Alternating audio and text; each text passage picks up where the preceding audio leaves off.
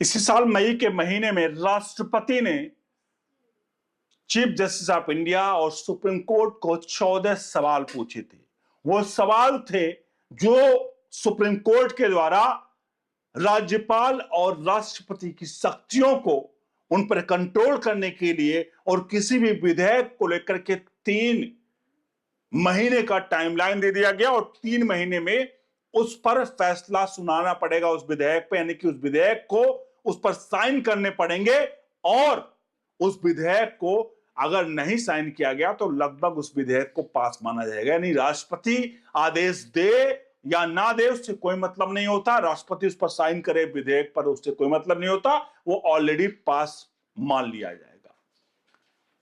इन सबके बीच में जब सुप्रीम कोर्ट के 2 जजों की कमेटी ने फैसला सुनाया तो अनुच्छेद 142 जिसके तहत यह फैसला सुनाया गया था वो सुर्खियों में आ गया। उपराष्ट्रपति तक ने पूरी तरह से अनुच्छेद 142 को कई मौकों पर यह भी कहा कि भाई न्यूक्लियर मिसाइल की तरह है जो कार्यपालिका पर बार बार यहां पर यह गिराया जा रहा है। लेकिन इन सबके बीच में जो 14 सवाल थे, जो सवाल पूछे गए थे, वो सभी सवाल अब मुंह बाए खड़े हैं क्योंकि अब तक सुप्रीम कोर्ट की तरफ से कोई भी जवाब नहीं आया है।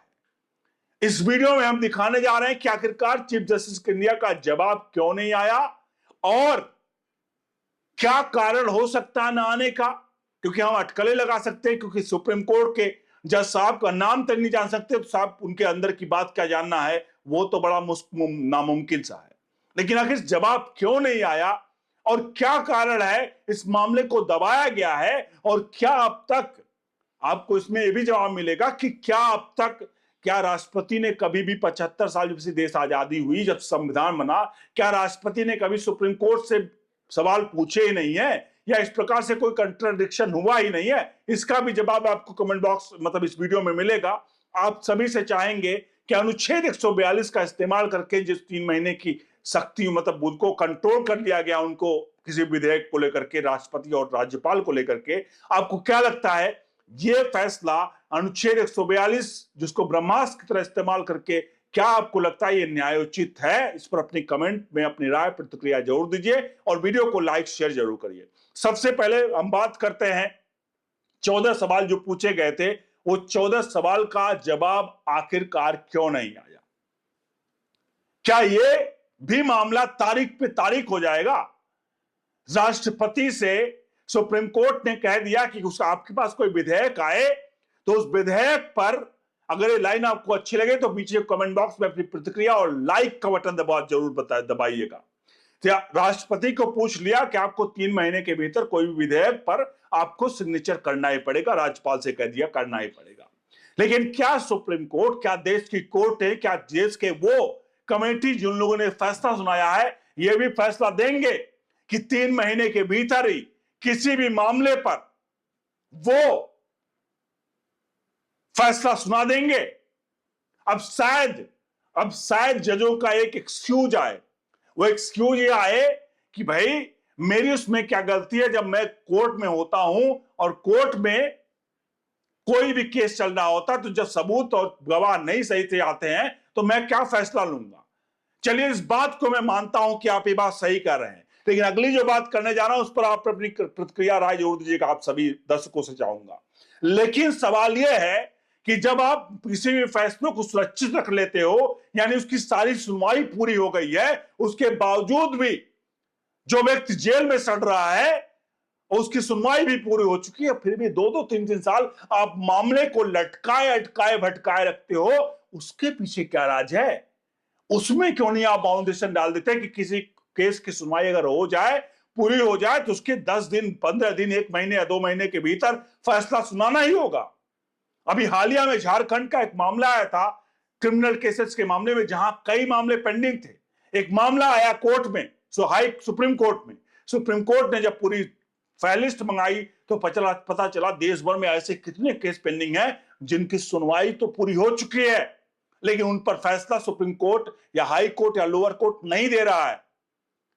तो क्या अपने लिए आप बाउंडेशन नहीं डालेंगे? अब ये सवाल बड़ा है। बहरहाल आगे बढ़ते हैं इन पूरे मामले की तरफ।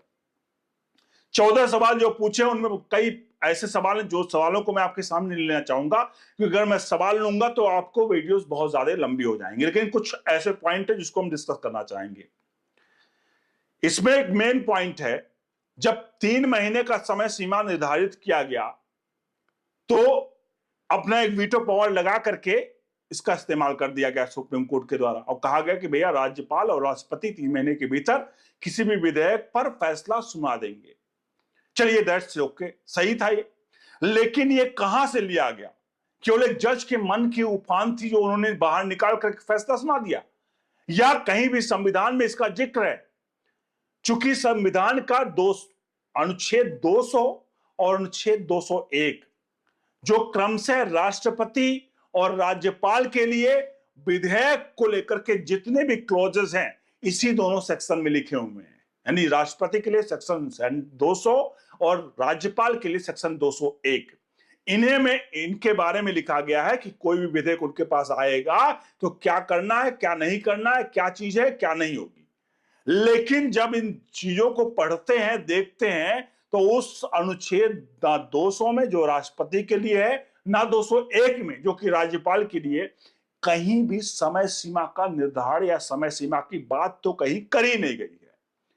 यानी कि जो चीफ जस्टिस ऑफ इंडिया कहते हैं कि देश क्या होगा, देश चलेगा संविधान के हिसाब से, उसी संविधान के उसी अनुच्छेद 200 और 201 में कहीं भी नहीं लिखा गया है कि राष्ट्रपति और राज्यपाल को समय सीमा दिया जाएगा।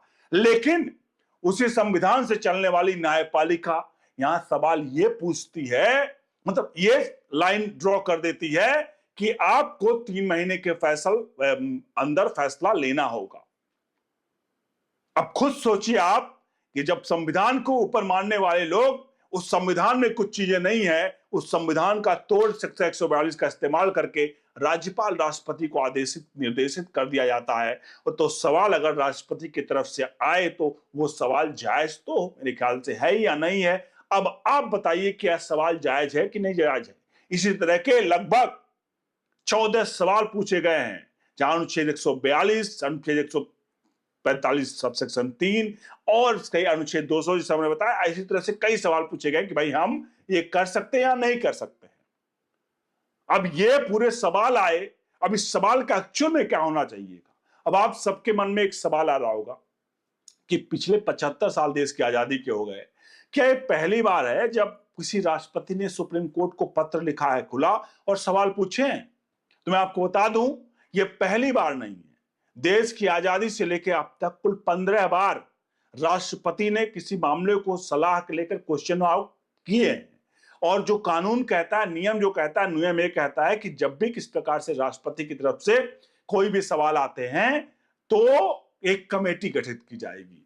5 सदस्यीय या 5 सदस्य से ज्यादा बड़ी कमेटी होगी और वो कमेटी डिसाइड करेगी, निर्णय लेगी कि आखिरकार इस पर फैसला क्या होगा। ऐसा 15 बार इससे पहले हो चुका है, लेकिन 15 बार जो हमने देखा हुआ है वो सन 1947 से लेके अब तक, या सन 1950 से लेकर जब से भारत संविधान लागू हुआ, सन 1950 से लेकर के अब तक ये पूरे मामले आए हैं, और उन पर हमेशा कभी 5 सदस्य, कभी 6 सदस्य, कभी 7 सदस्य, कभी 9 सदस्य, इसी प्रकार से टीम बनी है, यानी कमेटी बनी है जो फैसला सुनाई या जो राय इन पूरे क्वेश्चंस को एनालिसिस किया है और उसका जवाब दिया है। लेकिन हर बार सवाल सिर्फ एक होते थे, अब की बार सवाल 14 हैं, तो हो सकता है 14 सवालों के नाते ये मामला देर कर रहा हो। पहला हो सकता है पॉइंट। दूसरा पॉइंट ये हो सकता है कि भाई अभी तो गर्मियों की छुट्टियां पड़ गई थी तो जज साहब लोग छुट्टी पे चले गए थे, तो हो सकता है इस कारण बस जजों की कमेटी या चीजों को बैठने में असुविधा हुई हो। तीसरा एक पॉइंट जो हो सकता है, क्योंकि chief justice of India B R Gavai जिस दिन उन्होंने शपथ लिया उसके अगले दिन ही पत्र आ गया उसी रात को ये राष्ट्रपति की तरफ से कि भाई इसका जवाब आप दीजिए। तो क्या हो सकता है कि भाई मई में उन्होंने शपथ लिया है, नवंबर में रिटायर होना है, तो क्या अपने समय को, यानी इस जो सीजीआई का कार्यकाल है उस कार्यकाल को पास करने के बाद अगले कार्यकाल को वो फाइल ढकेल दी जाएगी। एक क्वेश्चन यहां भी, मतलब एक प्रोबेबिलिटी यहां भी बनती है। तो ये सारे सवाल हैं जिन सवालों का जवाब अभी भी आम जनमानस के दिमाग में घूम रहा है कि आखिरकार अब तक जवाब क्यों नहीं आया। जब सोचिए राष्ट्रपति के सवाल जो प्रथम व्यक्ति हैं उनका सवाल का जवाब सुप्रीम कोर्ट को लेने में, जवाब देने में कई महीने लग जा रहे हैं, तो आम पब्लिक क्या एक्सपेक्ट कर सकती है कि कोर्ट उन पर क्या फैसला लेगा, जहां हर गली मोहल्ले, मतलब कचहरी के गली मोहल्ले में, कोर्ट के गली मोहल्ले में भ्रष्टाचार लिप्त हो पूरी तरह से हो चुका है, जिसकी कई ऐसी चीजें हैं जो दिखाई पड़ती हैं। अब आप खुद बताइए कि आखिरकार ये देरी क्या जायज है? क्या ये सवाल जायज थे जो सुप्रीम कोर्ट को पूछे गए थे, मतलब राष्ट्रपति के द्वारा, या ये सवाल नाजायज थे, इनका कोई मतलब नहीं था? क्या एक सिर्फ एक राजनीतिक स्टंट है? इस सवाल का भी जवाब आप कमेंट बॉक्स में दीजिए। वीडियो को लाइक शेयर जरूर करेगा और जितना हो सके इस वीडियो को अपने हित मित्रों तक पहुंचा दीजिए।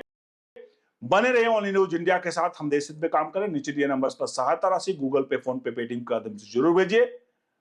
बहुत बहुत धन्यवाद।